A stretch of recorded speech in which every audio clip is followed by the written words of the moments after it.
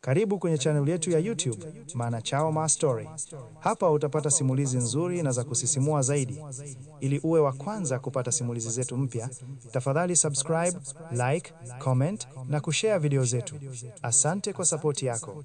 Sehemu ya kwanza, ndoto za Juma. Alikuwa kijana wa miaka 25, aliyekulia katika mazingira ya kawaida tu jijini Dar es Salaam. Alikuwa na ndoto kubwa za kuishi Ulaya na kufanikiwa maishani mwake. Alikuwa na familia ya kawaida. Baba yake, Mzee Mwanga, alikuwa mfanyakazi wa serikali na mama yake, Bi Aisha, alikuwa mfanyabiashara wa nguo sokoni. Juma alikuwa na kaka yake mmoja mdogo, jina lake Khalidi. Familia ilimpenda Juma na kumthamini, lakini Juma alihisi kwamba maisha ya mjini yalikuwa magumu na hakuna maendeleo. Juma alikuwa na shauku kubwa ya kusafiri na kuona dunia. Alikuwa akisoma magazeti na kutazama televisheni ili kupata habari za dunia. Alikuwa na ndoto za kuwa mtu mwenye mafanikio na kuwasaidia wazazi wake.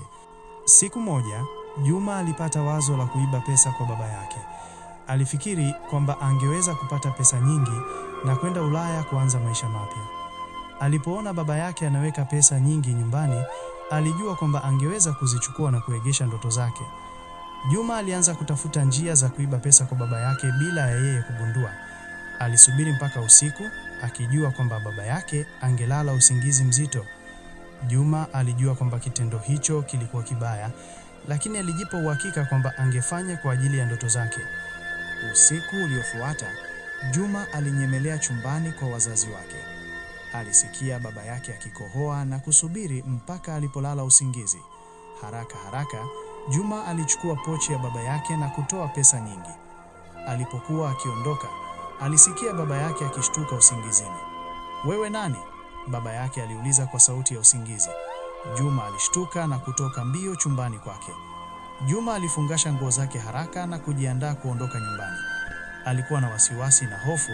Asubuhi, Juma aliaga familia yake kuwa anaondoka kwenda kutembea kijijini kwa wiki moja. Familia ilimwamini na kumwagia dua njema. Juma aliondoka nyumbani na kuelekea uwanja wa ndege. Alipokuwa akiondoka, alijisikia mchanganyiko wa hisia, furaha na huzuni.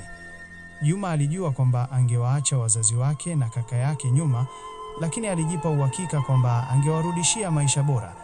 Alipanda ndege na kuanza safari yake ya kwenda Ulaya. Subscribe, comment na kushare YouTube channel yangu Manachao Ma Story ili kuendelea kupata simulizi nzuri zaidi.